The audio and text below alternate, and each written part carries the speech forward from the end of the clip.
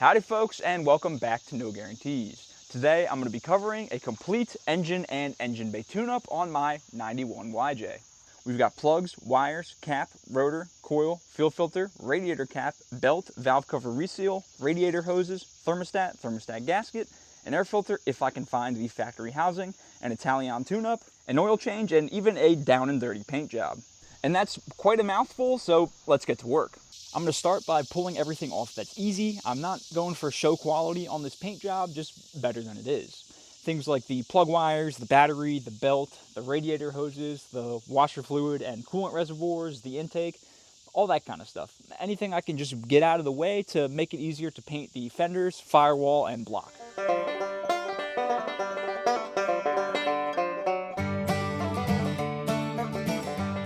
And before you start pulling all your plug wires off, make sure you mark which one is number 1.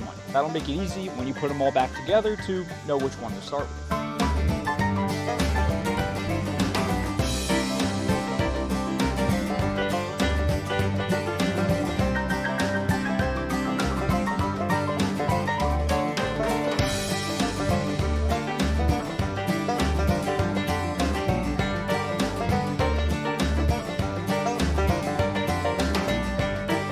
I'm just going to cut the belt for now. If this is your daily driver, even if you're replacing the belt, definitely don't cut it. There's always a chance that the one you bought in the packaging isn't exactly the right length, and if it's not, you'll be out of a way to go back to the parts store.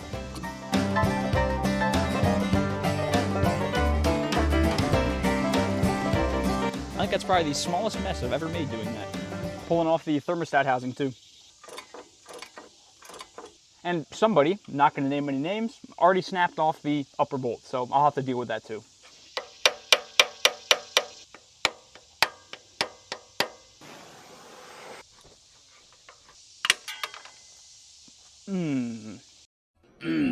That's unfortunate. So I've gotten to the point where both the bolt and the thermostat housing are loose. I mean, if I do this, I can see both the bolt and the housing rotating freely. It just doesn't want to come forward at all.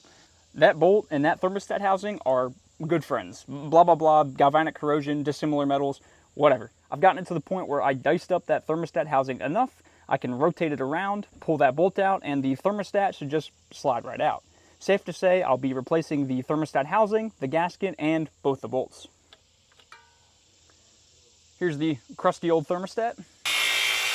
I think I'm gonna have to pull this idler off too. It's a 15 if anybody's wondering. There we go. While you guys weren't looking, I pulled the coil off, and I think the last thing I need to take off is the cowl vent drain. It looks like somebody's already done it on this one, but if you're getting water in your floorboards, one of the first things to check is the bottom of this tube. From the factory, they're pinched off, and they like to trap dust and dirt and leaves and stuff, and all of that blocks up all the water that gets into your cowl vent and sends it right into your floor pans. I taped off the throttle body, charcoal canister, and PCV valve. A little bit of water is okay, but a lot of it is where you start having problems. This is just some Dawn dish soap and water. I'm gonna spray everything down, scrub it with some gray Scotch-Brite pads, and then hose everything off. I don't have a pressure washer, so that's the best I'm gonna be able to get.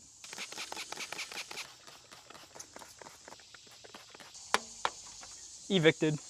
I'm going to cut out all this sanding since the last video I did on sanding didn't do so hot. So I'll see you guys in half an hour.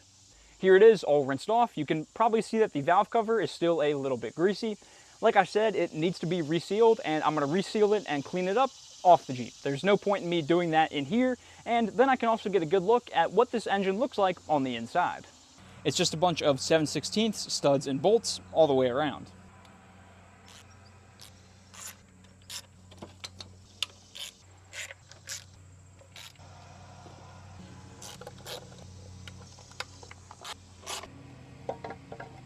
Honestly, it's pretty clean in here, and that makes sense. I mean, this engine only has 140,000 miles, so I'd expect to see something like this. There's a little bit of sludge in here, but nothing I wouldn't expect. Somebody has also replaced this gasket before with this Felpro one, which is great to see. It means somebody is at least considering maintenance along the way.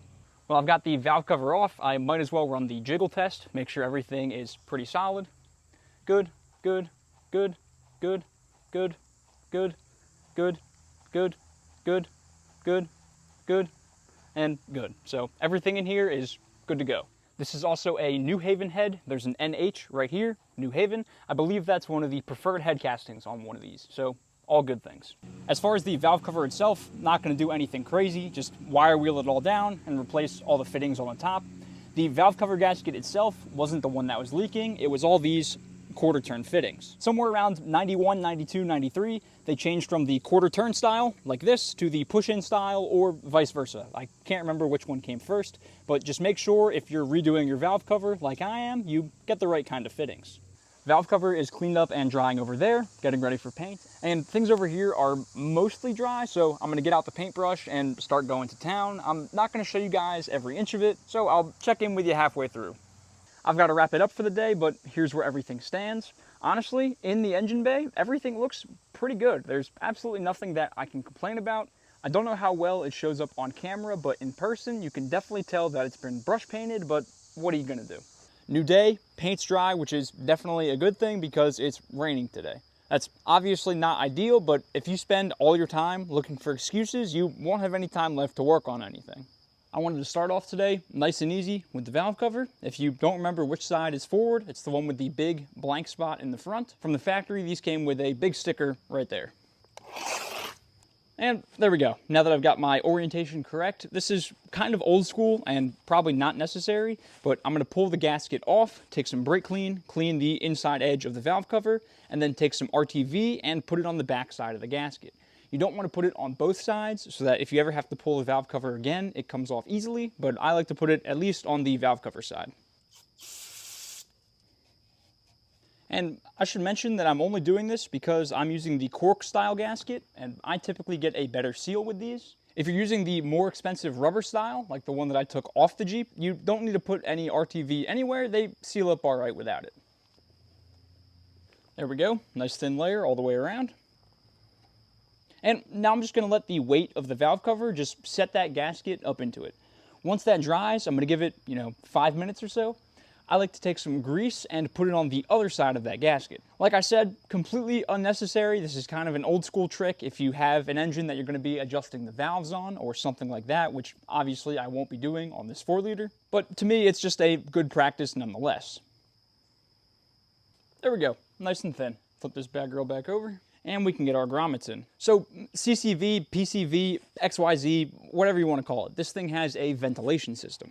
And the way it works is fresh air comes in the front here, and then it gets metered out the back. And that lines up with our two pieces. For the front, we've got the unmetered piece. This is just a 90-degree elbow. For the 91 in particular, this is Dorman part 47056. And then in the rear, this is where you've got your metered piece. This is crown, part number 53030492. And I lied to you guys earlier, this is not a radiator cap, it's actually the middle seal for the valve cover. There she goes.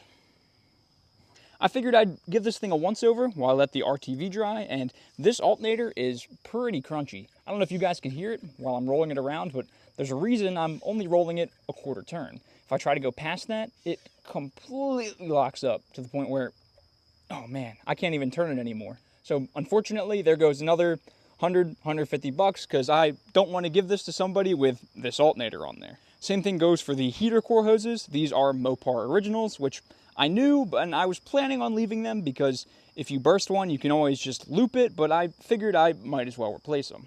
Back to business on the valve cover. And this is just general gasket information. Make sure you put in all the bolts before you decide to tighten any down. And then when you do tighten them down, make sure you're tightening them down evenly. A lot of things that are bigger, like this, head gaskets, valve covers, intakes, all the bigger stuff has a torque sequence. A lot of the smaller stuff with 2 bolts, they don't, but you make sure you go back and forth and keep it all even. Now that they're all in there, at least a couple threads, I like to take a socket and an extension and run everything down hand tight.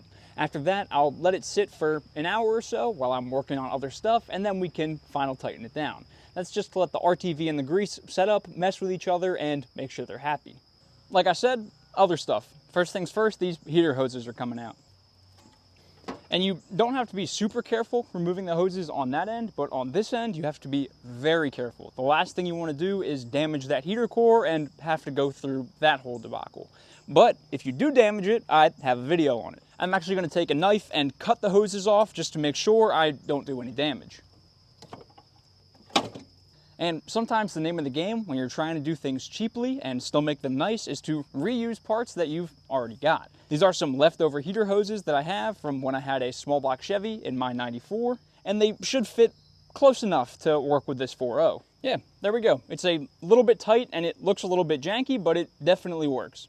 Next up, let's get these spark plugs in. Like I said in the crank no start video, the plugs look fine, but I figured if I'm doing all this, I might as well replace them. I always like to check the spark plug gap of the old plugs just to see what we were working with. You can either use the nub style tool like this or the, wheel style one like this. I prefer this one. I just find it a little bit easier to use. Checking the gap is fairly simple. You're measuring the gap between that tip right there and this little arm up here. For the wheel style, like this, you put the spark plug into it, and then you slide it around until it hits resistance. Back it off a little bit to where it goes in and out freely, and that's your gap. For the 4.0 in particular, they're supposed to be gapped at 0.35. So I'd call this one about 0.37. This one maybe 0.42. Oh man. This one at least 0.50, if not 0.55. This one 0.40. Oh man. 0.50 at least, and another 0.40. And I've already got all mine gapped to 0.35.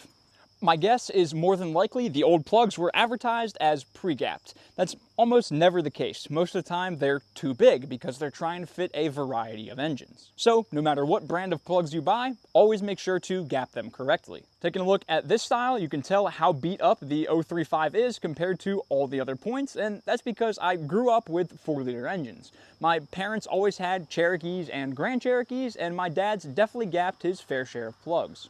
Next up, I'm going to replace the gasket underneath the distributor. This isn't something you guys are likely to come across, definitely not a common leak point. It's got nothing on the valve cover gasket, front main seal, rear main seal, that kind of stuff, but I figured I might as well take care of it. There's a 1/2-inch bolt holding down the distributor. I'm also going to pull the cap off the distributor. And now that the cap's off, you need to keep in mind which way the rotor is pointing. So my rotor is pointing right towards this bolt right over here. So when I drop the distributor back in, we need to make sure we get the exact same orientation. If you're careful with it, you can typically lift the distributor right up, put that gasket on, and put it right back down. And it doesn't look like this one even had a gasket at all. So that's good and bad. Good because it likely means this was replaced at one point, and bad because the person who replaced it clearly didn't know what they were doing. I'm going to clean off this surface right here, that one right there, slap the gasket on, and we'll put it back together. Gasket going onto the distributor. And this is definitely not one that you need to put RTV on. You could put grease on it if you want to, but I don't plan on pulling this distributor. And as you can see, the distributor is back down, but that rotor isn't pointing in the same place. It's pointing more towards this bolt hole right here, while we want it over here. That means the distributor is a tooth off. That's a very common thing to happen. So I need to pull this back out, turn it a little bit until when we drop it back in, it points at this hole right here. And you can see right now, it looks like that the distributor would point towards where it needs to be once it's sank down all the way, but it's not going down anymore. Don't force it. There's something in the way. At the bottom of the distributor, you can see this thing right here that looks almost like a flat blade screwdriver. This goes down into the oil pump and provides lubrication for your engine. Sometimes the orientation between it down here and the cam gears right here get off a little bit. You need to take a flathead screwdriver, stick it down in there, and move that oil pump around so everything lines up happily. And there we go. Now we're finally seated. And you can see my rotor is pointing exactly where it was beforehand. If you mess things up, you forget where your rotor goes, that kind of thing, it's not a big deal, but you will have to reset your distributor. It's no different than if you were to buy one and put one in that way. In order to do that, it's a little bit of an involved process, but it's really not too bad. I covered it in the last video where I was dealing with a crank no start. Now we can put the hold down back on, plug back in our cam position sensor, and there we go. Distributor is regasketed. Now we can get our cap and rotor on. The rotor just pops right off. Oh, come on. Oh, man. Oh, there we go. And comparing the old one over here to the new one right here, you can see a little bit of wear on the back arm of the rotor, and the tip has a little bit of corrosion, but honestly, this rotor is not in bad shape. Put the new one on, making sure the orientation is the same. Taking a look at the inside of the old cap, it's honestly worse than I would have expected. You can see corrosion on a lot of the points along the outside and a pretty decent amount of wear on the button in the middle. Comparing that to the new cap, of course, absolutely no corrosion or any wear to speak of. As far as the orientation of the cap, they really go on one way, but in case for some reason yours is a little bit wonky and it does not, a lot of times they'll have a number 1 on them, like this one does. We can line up that number 1 with the mark that we made before on the rest of the distributor, and it goes on no problem. If you didn't make that mark, all you need to do is look at the original orientation of your cap and match the new one to it. There we go, easy peasy. And I put the cap on completely out of focus, but you guys get the idea. It's just the 2 screws. While you guys weren't looking, I threw on the coil and the plug wires. There's nothing crazy to it. I just needed to let my phone charge. I like to use zip ties to loom all the wiring. The plastic ones at this point are 30 years old and super brittle, so this will be just fine. Next up on the list is the new thermostat housing. The thermostat I got is a Motorad 180, and it doesn't have a weep hole on it, which I think is weird.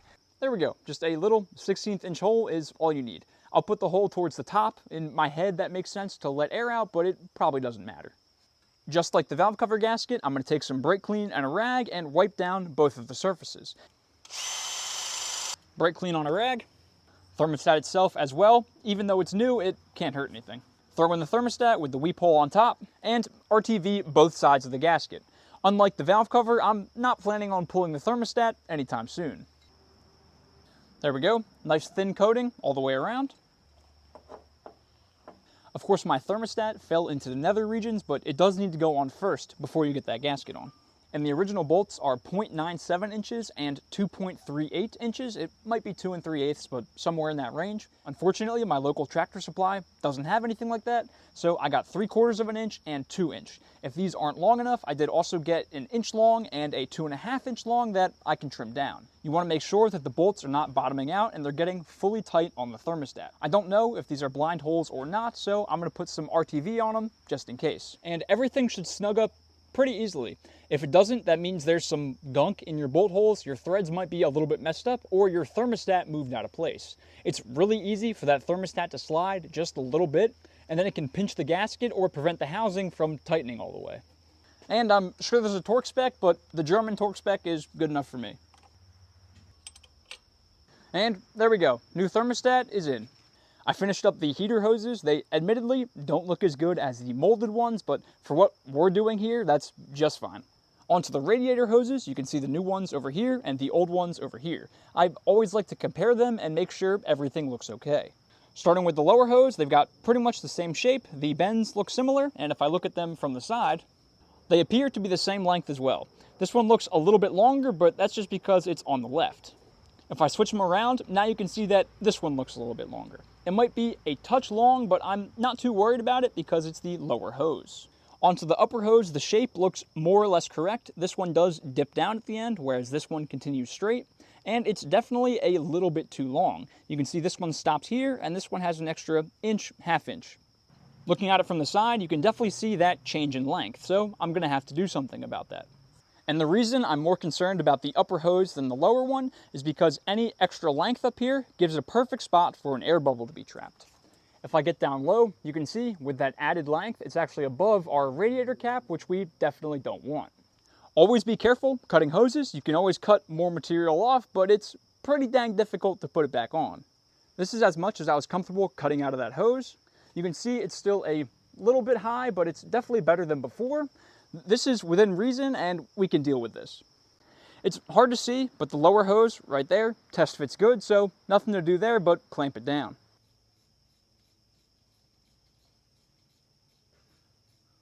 Coming around to the engine bay, I loomed all of the wiring off camera, and honestly, it looks pretty good. The whole engine bay is really starting to come together. I have to wait on the belt until we have the alternator, but I'm going to get on the oil change and fuel filter now. And this video might be a couple days late because I'm picking up an air box this weekend as well. Oh, that's not too bad. See how the oil looks. It's definitely dark, but it doesn't look too bad. It doesn't smell like anything but oil. That's a good sign. Now I can pull that drain plug. I can tell it's leaking, because of the way it is. That was optimistic.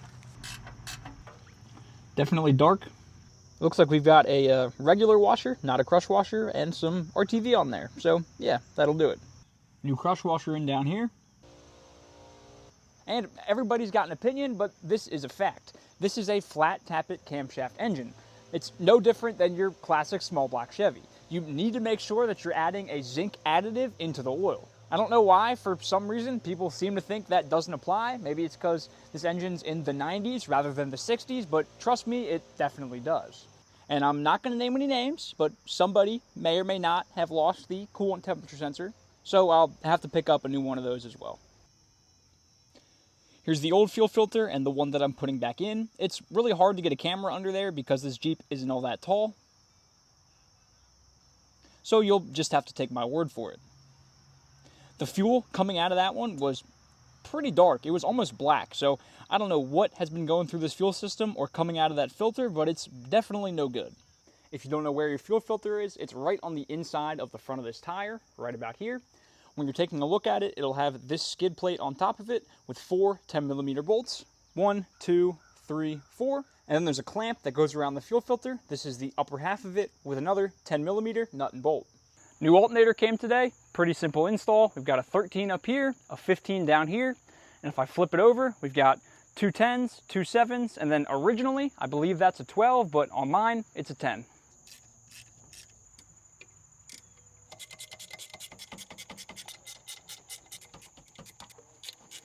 Temp sensor is a 3/4. If this was a cheaper brand, I'd probably put different sealant on it, but because this one's a Delphi, I'm not too worried about it.